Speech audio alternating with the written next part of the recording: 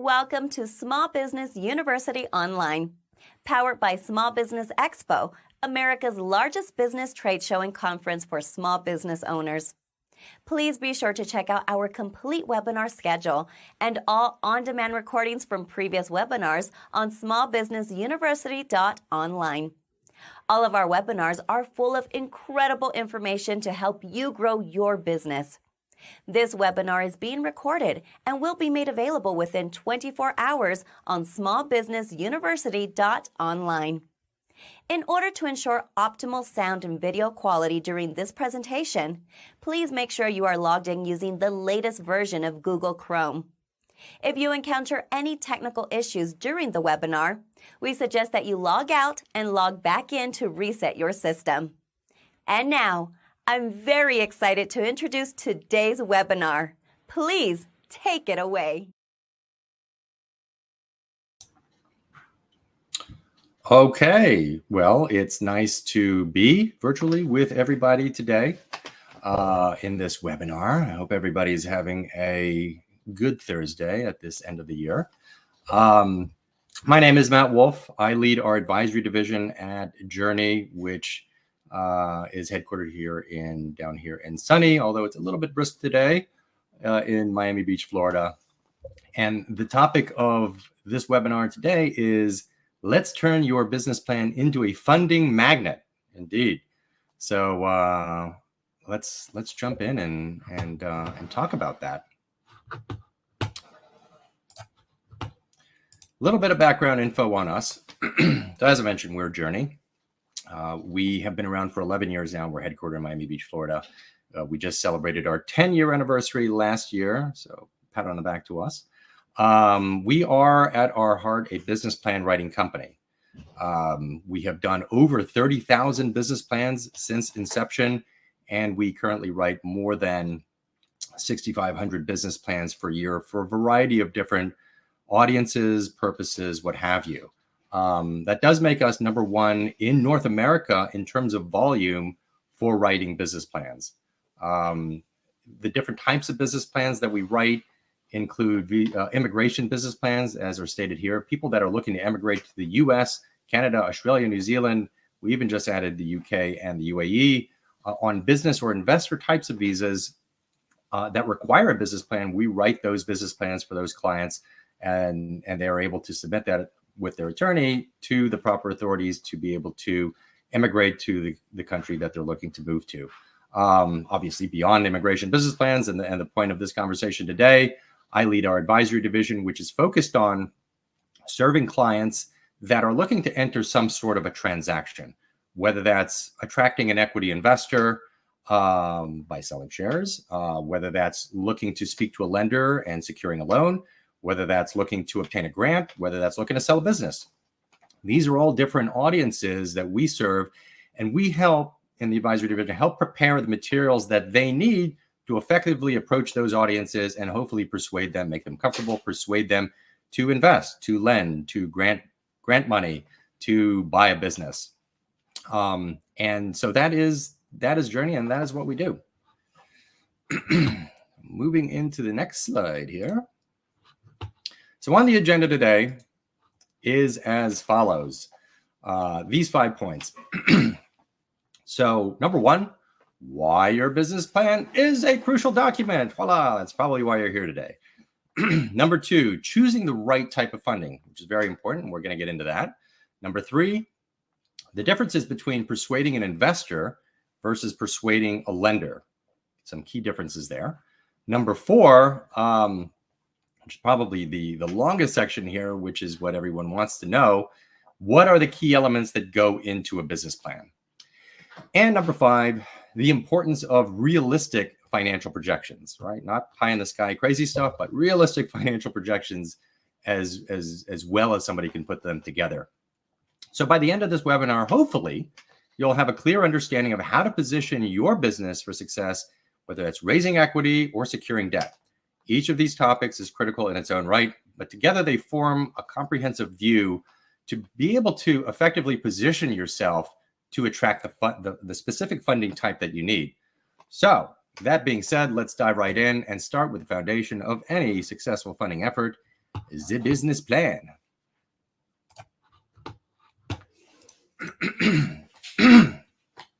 Frog in my throat. Why your business plan is a crucial document. So it is. That's why you're here, and you want to learn more about it. A well-crafted business plan is not just a formality. It can serve as the roadmap for one's business. It outlines the vision, the strategy, the steps that you need to take in order to achieve your goals.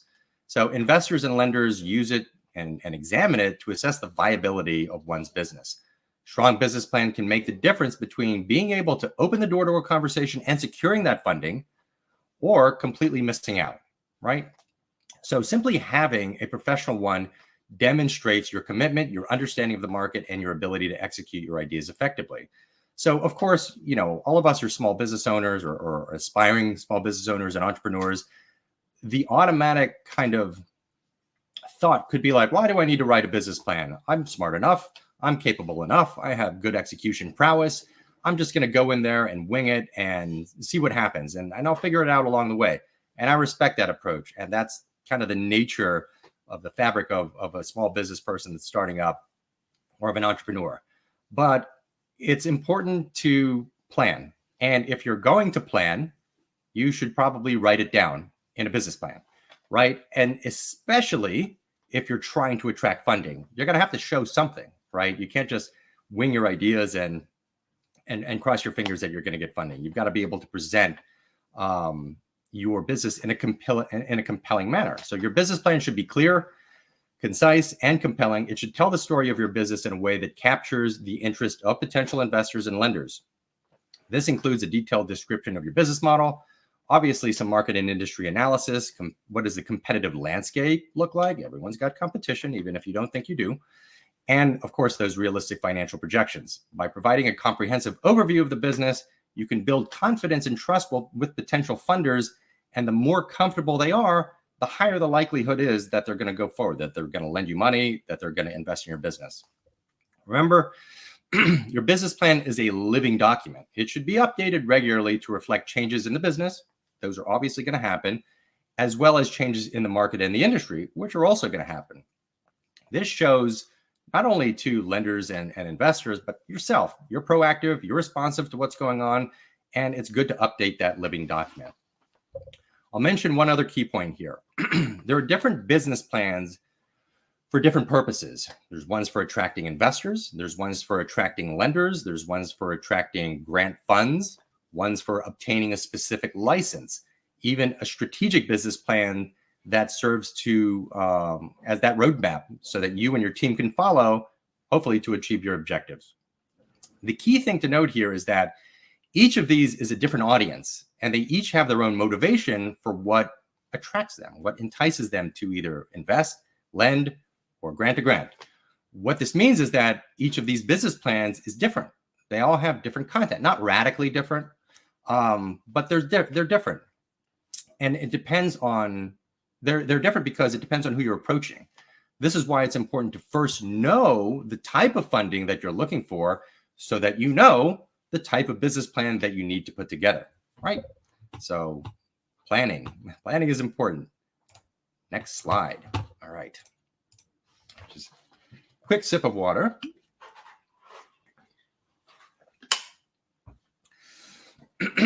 Choosing the right type of funding. So there are some factors to consider here.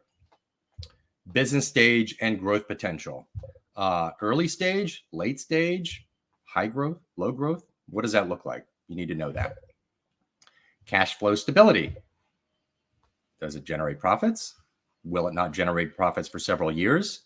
What does that look like? Ownership preferences. Are you willing to give up shares in your business? Do you want to have a partner or not? That's important. The funding amount that's needed. Is it $500,000? Is it $50,000? Is it $10 million? Is it $200 million? What it shouldn't be is, I think I need between $500,000 and $1 million. No, it needs to be a specific number. A little bit of wiggle room, okay, but you need to be very specific in your ask. I'm looking for $500,000, and this is what I'm spending the money on. Boom, boom, boom, boom, boom. You need to know that because anybody who's giving you money, they're going to want to know that. And you're saying, well, I think I need between this and this. It doesn't sound like you know what you need. So I'm not getting very comfortable with that opportunity if I'm a lender or if I'm an equity investor. So you need to know the funding amount that you need. And then lastly, what are the long-term business goals? Are you looking for, a quick exit? You're looking to stay with it forever? What does the exit strategy kind of look like? What does all that kind of look like? So there's other factors to consider here. I think these are kind of the 5 main ones to consider that will help. Once you have the answers to this, they'll help you kind of navigate which pathway you should take, whether that's equity or debt, investor or lending. Okay. So on that note, choosing the right type of funding, let's talk about equity funding, right? So equity funding means you are attracting an investor. Okay. They are investing in your business. They are buying shares in your business. And so what type of business is equity funding suitable for?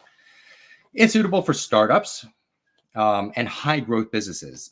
It's not really for small businesses like I'm starting up a restaurant, although, you can attract equity investors for that, but equity investors typically want to see something that's high growth, right? Where's the next Facebook? Where's the next, Instacart or Instagram or something like that, that I can put an amount of money in, but I can generate 100x return.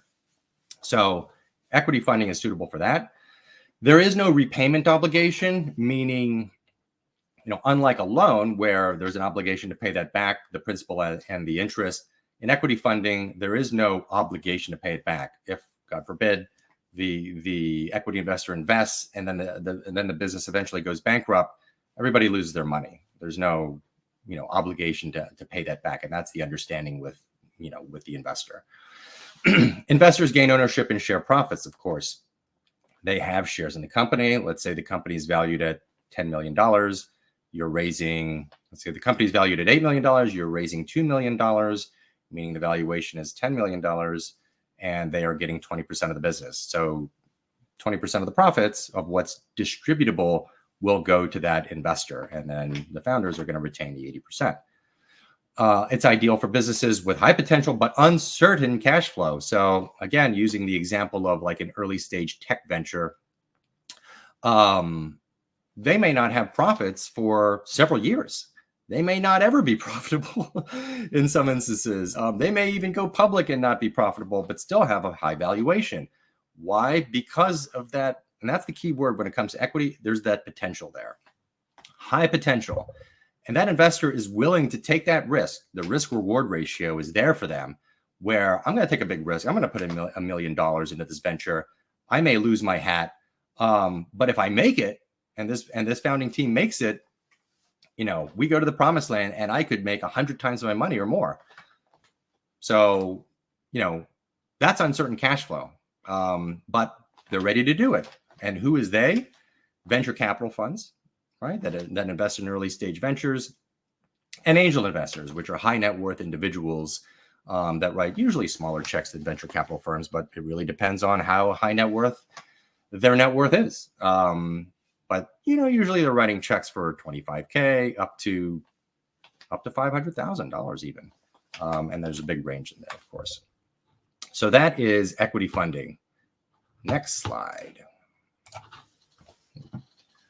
Another sip of water.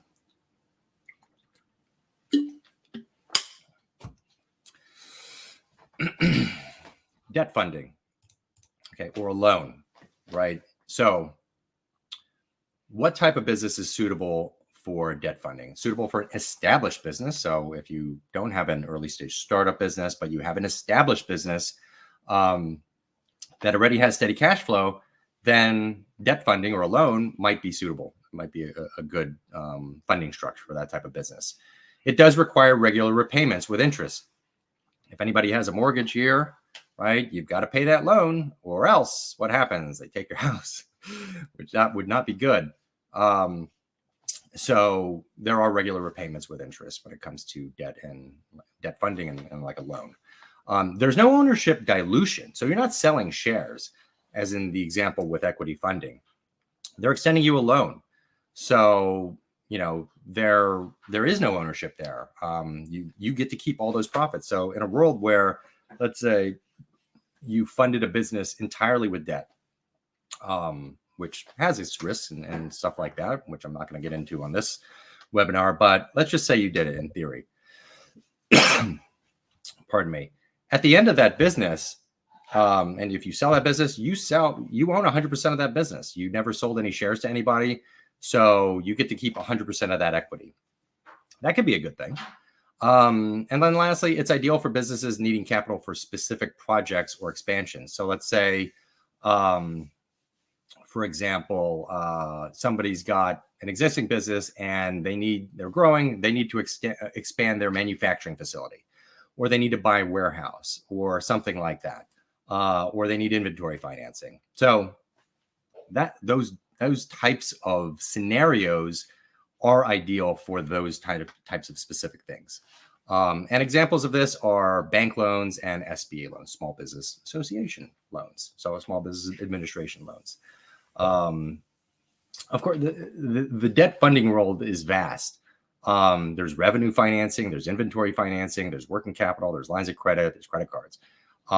There's a whole bunch of different kind of solutions out there for different purposes. But for the purposes of this webinar, bank loans, SBA loans, those are the things that typically need business plans. Okay.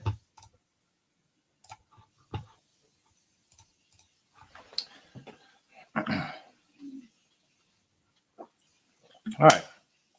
So back to equity. Persuading an investor. Okay. So as I mentioned, investors are seeking high returns. They're willing to take on more risk. They look for growth potential and focus on market opportunity. Investors are interested in innovative ideas and want to see a strong potential for an exit. So understanding these motivations is critical when you're tailoring your pitch, your business plan to investors. You need to highlight your unique value proposition, market potential, how you plan to scale your business.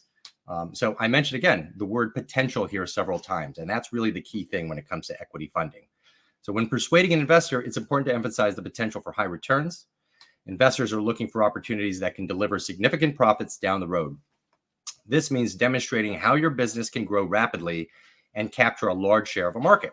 Highlight any competitive advantages you have. Why are you better than competition? Such as proprietary technology, strong brand recognition, or a unique business model. And one of the most important things, and some of you might be scratching your head, I haven't mentioned it yet, investors are extremely interested in the team behind the business. They want to know that you have the skills, whether it's you and or your team, and the experience to execute your plan. It's critical to highlight the strengths of your team and any relevant experience that they have. This will help build confidence in your ability to deliver on what you're pitching. So if you're limited in your skill set, like, oh, I'm not really good at numbers, you might want to bring on someone to your team that's good at numbers so that you have a united front when you're approaching investors, so that investor gets, again, comfortable with that opportunity. Finally, be prepared to answer tough questions. If anyone's seen Shark Tank, you kind of know what that looks like. Investors will want to know about the risks and challenges your business is going to face, what they currently face, and how you plan to overcome them. You got to be honest and transparent in your responses and show that you have a clear plan for managing the risks and being able to overcome those obstacles. So a lot of these things are important to getting debt funding, but are critically important when approaching equity investors, 100%.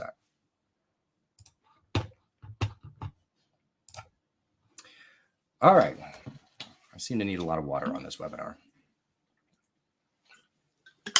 Persuading a lender. So lenders, on the other hand, are risk averse. It's more of a mechanical financial thing that they're looking for.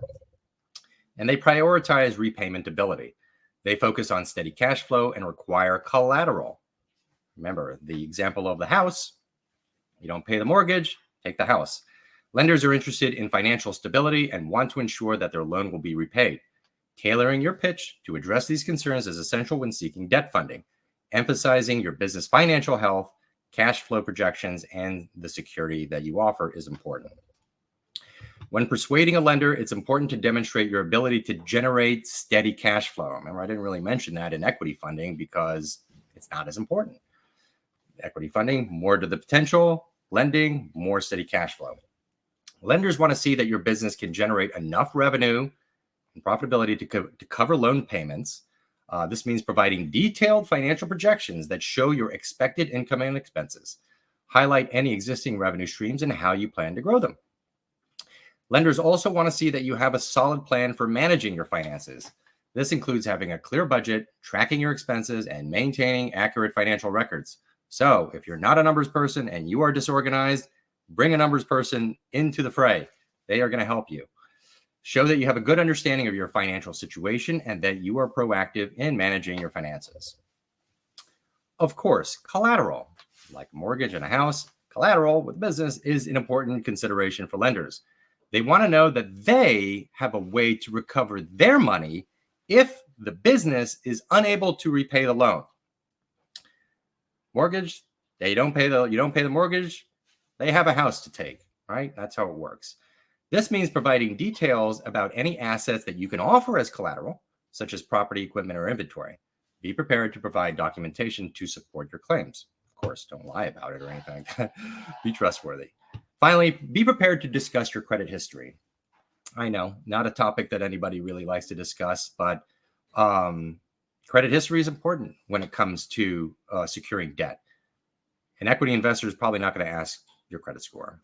So there's that. Lenders will want to know about your past borrowing and repayment behavior. Be honest about any past issues and show that you have taken steps to improve your credit worthiness. This can help build confidence in your ability to repay the loan. Again, building confidence, whether that's with an equity investor or lender, getting them comfortable, making sure that you're examining these things that they're really looking for to make sure that this is a business that's going to make it. That if I'm an equity investor, we're going to go to the promised land. You're going to take over the world. If it's lending, that they have a sufficient cash flow to be able to repay the loan. The more comfortable they are, again, the higher the likelihood of success in being able to secure that funding. Okay. All right. Long slide here. So larger sip of water. Okay.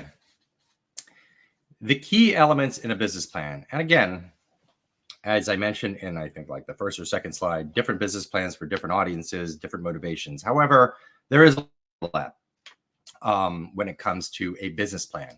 And these are really the main things that should be present no matter what type of funding you're looking for, no matter what type of audience that you're approaching. So let's start with the executive summary, which is often considered the most crucial part of your business plan, right? Why am I reading this? Right, it's the first part, so it's gotta grab the attention. Think of it as the trailer to your business movie. This section should grab the reader's attention and make them want to know more. That's the key to the executive summary. If the executive summary is boring, but the rest of the business plan is exciting, that's not very good. It provides a snapshot of the business, including mission statement, vision, product or service offerings in a brief overview, the target market, some financial highlights that you hope to achieve. It's the first impression that you make, so make it count. Be concise, compelling, and clear about what your business does and why it matters. Next up, the business and service description. What are you doing? This is where you dive into the details of what your business actually does. That's where you get to describe the products and services. What are their features? What are the benefits of those products or services? How they meet the needs of your target market. And this section should really answer the question, what exactly are you doing? Precisely. Be sure to highlight any unique aspects of your offering that set you apart from the competition in this section, as well as in the competitive advantages section, which I'll get to later. Next up, industry and market analysis. You're talking about the lay of the land. Like, I'm not just operating this thing in a vacuum. Like, I know what's going on around me. That's why you should be more comfortable in investing in me or lending to me. The section provides an overview of the industry you operate in and the market conditions, which can fluctuate. And some things are seasonal, and you need to be able to fluently speak to that. It's essential to demonstrate that you understand the landscape that you're entering. Include data on market size, if you can get that, growth trends, and who are the key players. Analyze your target market, identifying your ideal customers and their needs. This analysis helps to validate the demand for your product or service and shows that you have a solid grasp of the market dynamics. You will be surprised at how many businesses fail because they're kind of just building something that they think is going to go all the way. And they haven't done the market research and market analysis and be honest with themselves that this is something that can go.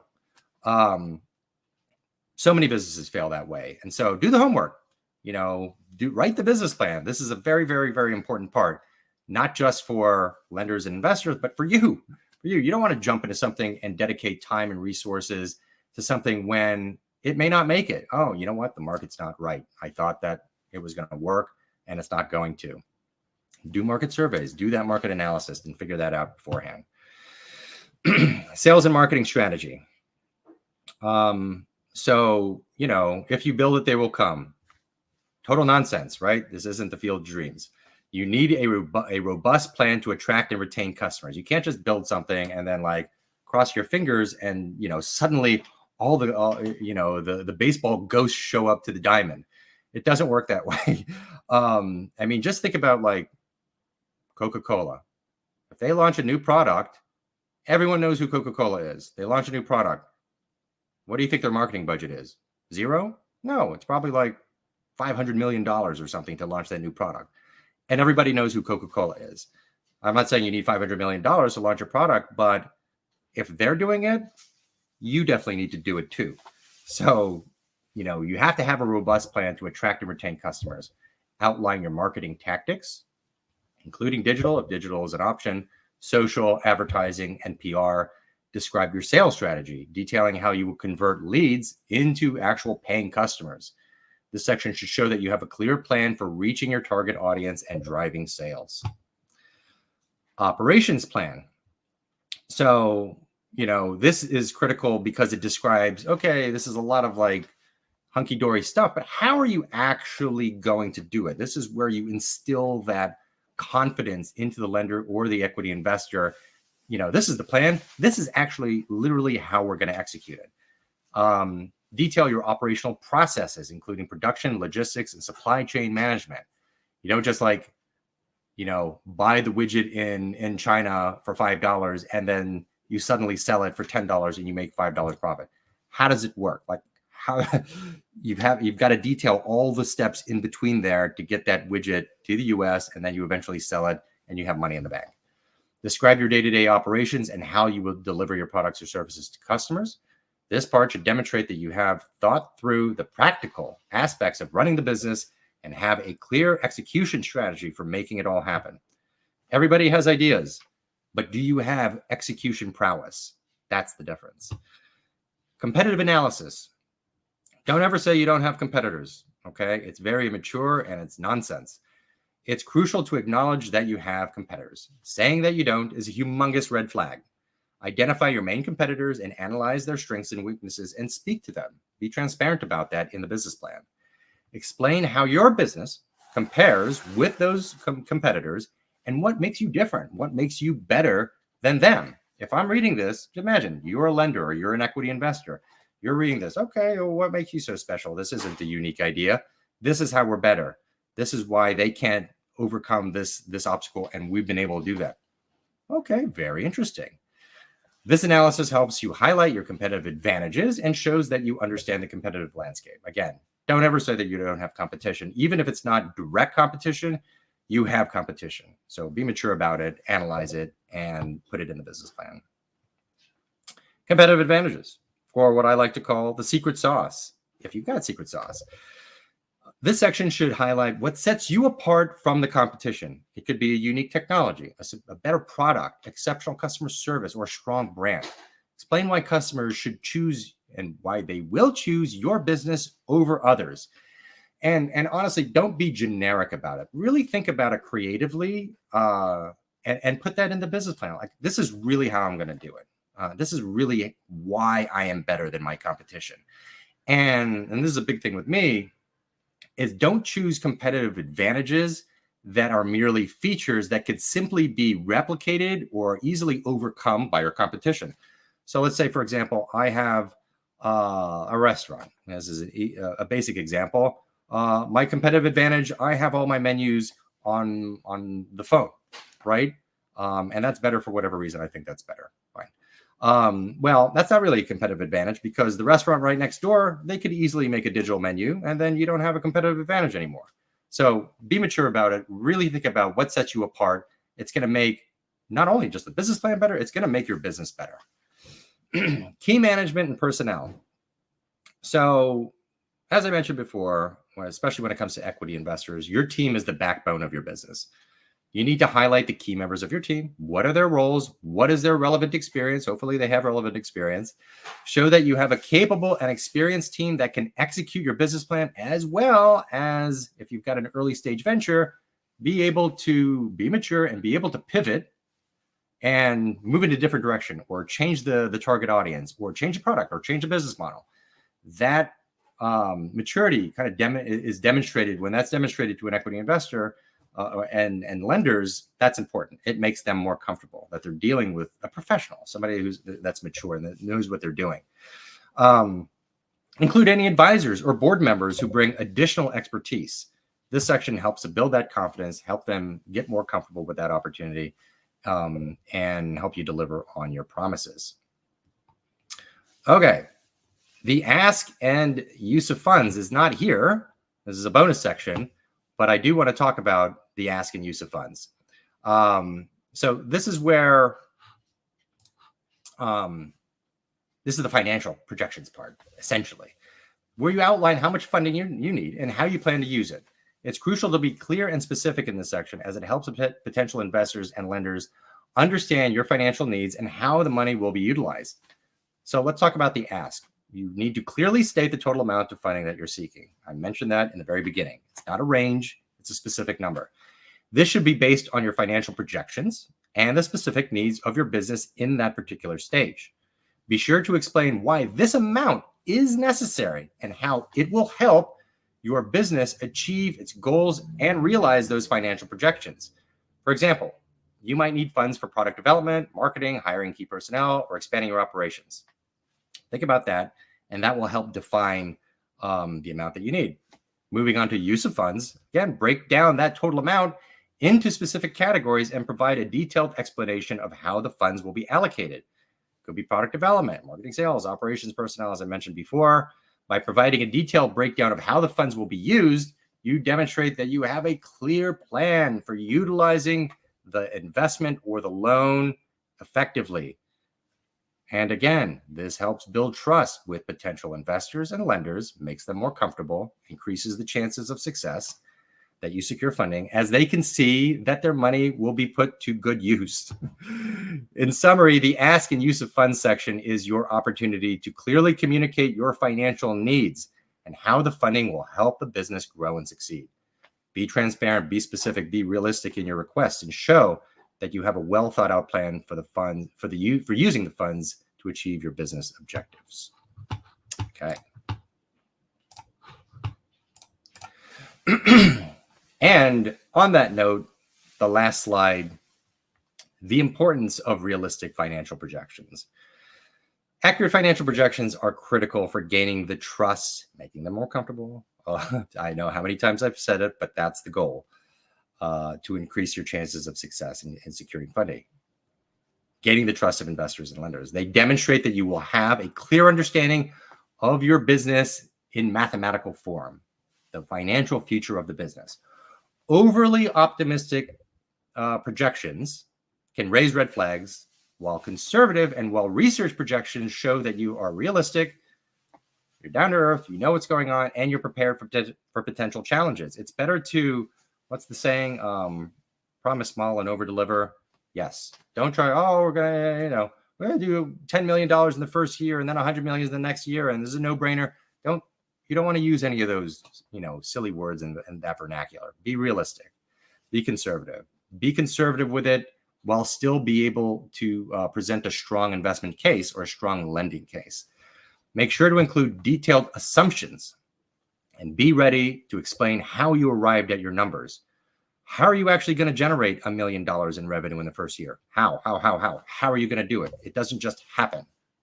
right? Think about that, because the lenders and equity investors are thinking about that too. So you should have a good answer. Financial projections should include the 3 financial statements: the income statement, the balance sheet, and the cash flow statement.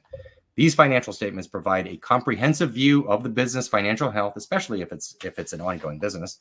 But even if it's an early stage pre-revenue business, it's good to have that there, obviously, and its future prospects. They are financial projections at the end of the day.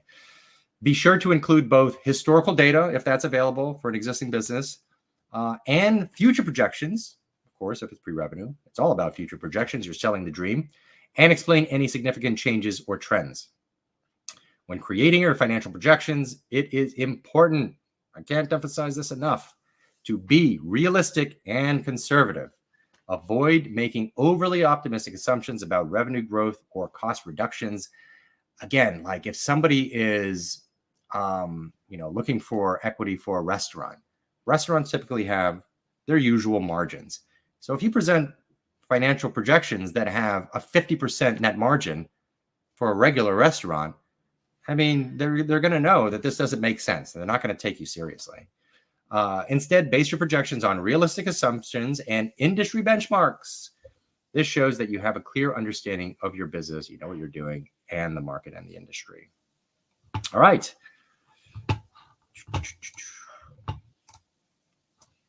Thank you, slide. So that's it. I hope you found this informative. I am opening this up to questions. We do have about 9 minutes or so. I hope you did find this informative. I know there's a lot of material to cover here. There'll be more to talk about, even more of it. If you reach out to me, I love talking about this stuff. This is what I do. This is what we do at Journey. But yes, I am opening up to questions. So let's see what we have. Let's see what we have here. Let's see here.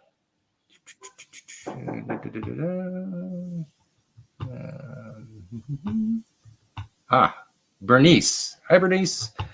Who determines the percentage of the company, the investor or the owner? This is a great question. All right. Ultimately, it's the investor. So why is that? Now, that's not to say that if you are the founder or the business owner, that you should not have an idea of valuation in mind. But let's say, $8 million pre-revenue business, you're raising $2 million. That means the post-money valuation is $10 million. So 20%, right? In your mind. Now you go to pitch, and the investor and the investor buys into the entire narrative. They love what they're seeing. They get to the numbers. Okay, this is interesting. The investor says, I'll put the $2 million in, and I want 35%. I'm just throwing out a random number there. Well, 35% is pretty far from 20%, right? So in your mind that they're pretty far there. Now, depending on how long you've been at it in raising money, maybe that's a deal you do, hopefully not. But you're going to want to kind of bring them closer to where you are. At the end of the day, sorry, the cliche, but they do kind of end up determining, what ownership that they get. But you want them to kind of be in your wheelhouse. And a topic for another discussion, you never want to give up too much, because that will hamper your ability to raise funds in the future, which is a whole other topic of discussion. But ultimately, the investor is kind of determining what the percentage of ownership is. Good question. Let's see. How much is the interest? Pamela S. Okay, how much is the interest? The interest really depends. If we're talking about an SBA loan, we're in a high interest rate environment right now. So, it depends. Again, it depends on what's lienable, what's collateralized there. But generally, it's going to be in above 10% or so these days. But there's a range.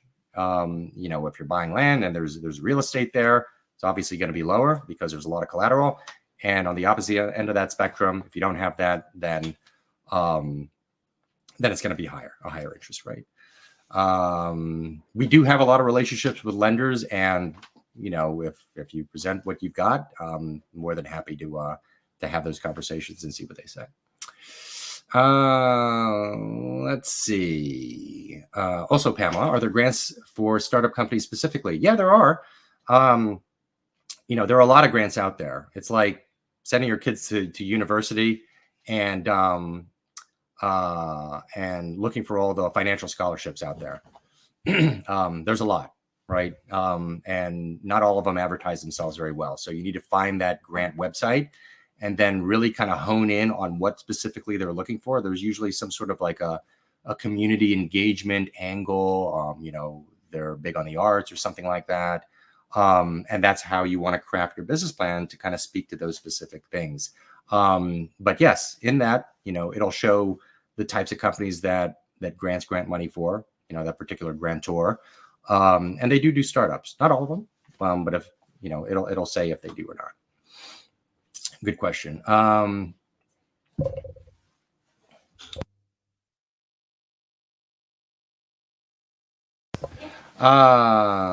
Is there a preferred format, Stephen S, sorry, for presenting a business plan to VCs versus lender? Is there a better platform, Google, Microsoft Office, etc.? Materials should always be PDF'd, no matter what. Whether you create a pitch deck in PowerPoint or Adobe Suite or whatever, it should always be an uneditable, more or less, PDF. People have different versions of Office Suite, Adobe Suite, etc. And so you want to have the formatting that is solid, which is a PDF.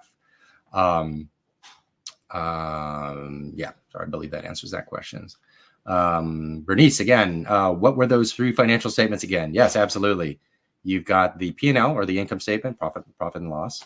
You've got the balance sheet, right? The list of assets and liabilities.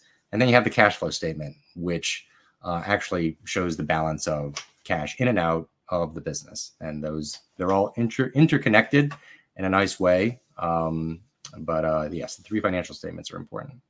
How can we reach out to you, Lisa V? That's my email address right there, mwolf@journey.com. So best way to reach me is via email. And Layla already answered that. So yeah, thank you.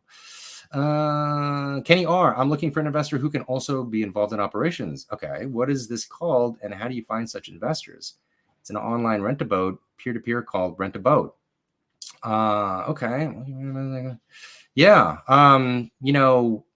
Angel investors, typically high net worth people that are retired that might have industry, domain expertise in what you're doing. Those are great. Those are great. What is this called? I don't really know if there's a term for it. But typically angel investors they're not just putting in money, they're providing expertise as well, hence the angel term. Certainly, Rent-a-Boat, I would love to speak to you more about that. So reach out to me and we can schedule a one-on-one. Natalie H, I appreciate the high level overview. You're welcome. I gained a few nuggets to enhance my plan. My biggest gap is an industry competition and how much I pay my employees. We're a federal grant post-reward financial management firm. We pay well. If not, we can't continue to have a high-level industry staff. One of the things we do, I don't think I mentioned it in this, is we do market research at Journey. And we can pretty much find out anything that you need to find out. So, certainly send me an email. We can schedule some time to chat and I'd like to hear some more about that, but I think we can help out. Stephen S answered what the 3 financial statements are. Fantastic. Okay, great. What is the lowest personal credit score to be considered for business funding? Ooh, you got me. You got me on the spot there. I don't know. I'm not a lender. I would say that one needs to be certainly like in the 6s and up. It's typically like an inverse relationship between credit score and interest rate. So, there's that. Sorry, I couldn't be more of a help on that question. Let's see. Victor, hi, Matt. In the scenario of a new LLC company that is developing a sophisticated software, is looking for investors, they just assume the value of the company is $1 million and he's offering to sell 40% of the stock. Don't do that. Is that a valid approach? No. Don't sell 40% of the business for the first round of funding. Why? Because there's a good chance you're going to need more rounds of funding. And how does that next investor come in? Are they also going to take 40% of the business? Now you've given up 80, you're only in 2 rounds of funding, and you very well may need more rounds of funding. then it gets, the capitalization table gets very tricky there. I'm happy to talk to you more about valuation and how we do that, especially for pre-revenue companies. So reach out and we can have a chat about that. A couple more. Let's see. What is the best place? EJ, what is the best place to find angel investors? How should you vet them? We do have an investor matchmaking service that connects opportunities that we kind of build materials for, pitch decks and business plans, etc. And we send that off to X number of investors. And as they express any interest or questions, we introduce you to them, and then you take it from there. Beyond that, you really got to examine your local area, start up networking events, things like that, and really get integrated into the startup community to really find those angel investors. There's a whole LinkedIn Startup Navigator is a great place to look as well. But just make sure that when you're ready to fight the champ, that you are prepared, right, with all your materials. Now, how should you vet them? Talk to them a lot. You're getting kind of married to them, so you don't want to be with them forever. If you feel a little bit of uncertainty, use your gut when it comes to that. And that is yes, Layla. We'll end with EJ's question due to time. If you want to get in touch with me, as she mentioned, mwolf@journey.com, mwolf@journey.com. I appreciate it. Thank you very much. I hope everyone found this informative. There's so much more to talk about when it comes to this subject. So please reach out to me and my team, and I would be more than happy to have a chat with you. All right. Thanks very much. And I appreciate it. Have a great rest of the day. Thank you so much for that informative presentation. We really enjoyed it. As a reminder, this webinar was recorded and will be available on demand within 24 hours on smallbusinessuniversity.online. Please remember to frequently check out our webinar schedule on smallbusinessuniversity.online for other great weekly business building webinars. Thank you all for joining us, and have a great rest of your day.